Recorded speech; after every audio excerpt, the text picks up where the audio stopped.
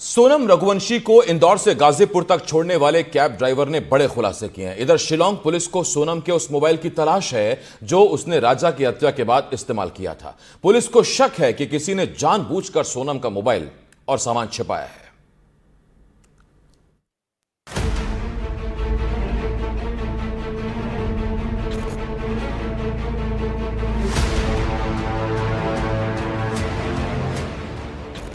राजा रघुवंशी हत्याकांड में आरोपी सोनम रघुवंशी को लेकर बड़े खुलासे हो रहे हैं। राजा की हत्या के बाद सोनम इंदौर आ गई थी और इंदौर से कैब के जरिए गाजीपुर पहुंची थी। सोनम को गाजीपुर तक पहुंचाने वाले कैब ड्राइवर पीयूष ने शिलांग पुलिस के सामने जो खुलासे किए वो हैरान करने वाले हैं। बुर्का पहनकर टैक्सी में बैठी थी सोनम। लसूड़िया क्षेत्र में फ्लैट से टैक्सी में बैठी सोनम गाजीपुर में बाईपास पर उतर गई। ट्रैवल एजेंसी के जरिए कैब बुक की थी। पीयूष के साथ एक सहयोगी ड्राइवर भी था। सोनम ने पूरे रास्ते कुछ भी खाया पिया नहीं।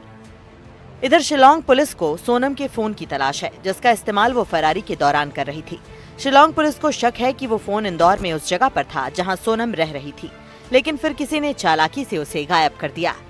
Second team is still looking for that second phone out there because we believe that second phone is probably with the jewelry and other items which Sonam has left behind. And we were hoping that when the team goes there and the place was locked, so the items of Sonam would be there.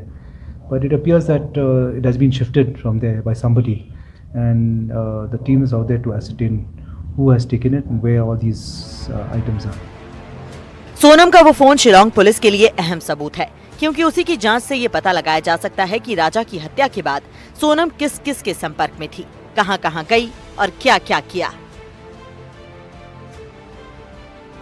26 मई को जब इंदौर लौट के आई और एक rented flat में उसको ठहराया था राज कुशवाहा ने, तब वहाँ पे और एक नए फ़ोन के ज़रिए और एक सिम कार्ड के ज़रिए वो राज कुशवाहा के साथ कांटेक्ट में थी। गाजीपुर तक वो फ़ोन यूज़ कर रही थी और कहीं ना कहीं पे उस फ़ोन को किसी ने शिफ्ट कर दिया है, ऐसा पुलिस का मानना है। तो वो फ़ोन ढूंढ के निकालना पुलिस के लिए बहुत महत्वपूर्ण है। वो ज्वेलरी का क्या हुआ वो जानना बहुत महत्वपूर्ण है। वो बैग कहाँ गया, तो ये सब के लिए छापेमारी भी चल रही है।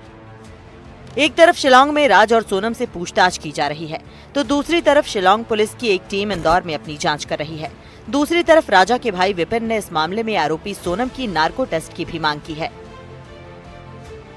हम चारा इसमें हैं तो वहाँ के मेघालय पुलिस द्वारा जो है इसमें नार्कोटिक जांच हो जाती है अभी, तो जो सच अभी तक बाहर नहीं निकला है वो बाहर निकल सकता है। अभी तक मेरी मेघालय पुलिस से मेरी कोई बातचीत हो नहीं पाई है और हम लोग उनकी जाँच से संतुष्ट है और हमको इसमें कहीं से नहीं लग नहीं रहा है। तो मेघालय पुलिस जो इसमें काम नहीं कर रही, बहुत अच्छा काम कर रही है। और जिस प्रकार से उन्होंने राजा के तेरहवीं के पहले जो है सारे आरोपी को पकड़ के जिस प्रकार से उन्होंने काम करा है, हमसे संतुष्ट है। तो उन्होंने ये कहा था, बोले भैया सोनम कुछ से गोविंद ने पूछा था, तो बिट्टी तूने कुछ करा है क्या? सोनम कुछ बोल नहीं पाई वहाँ पे, तो गोविंद समझ चुका था क्योंकि गोविंद जानता था मेरी बहन जो है इतने गुस्से वाली है, तो उस टाइम कुछ नहीं बोली, वो तो समझ गया था उससे कुछ नहीं करा है सब कुछ। राजा मर्डर केस में जांच कर रही मेघालय पुलिस की टीम इंदौर में उन लोगों से भी पूछताछ कर रही है जो सोनम की फैक्ट्री में राज कुशवाहा के साथ काम करते थे। साथ ही ये भी पता लगाने की कोशिश की जा रही है कि इंदौर में रहने के दौरान सोनम क्या परिवार के किसी सदस्य के संपर्क में थी। शिलांग से रत्नदीप चौधरी और इंदौर से तनुश्री देसाई की रिपोर्ट।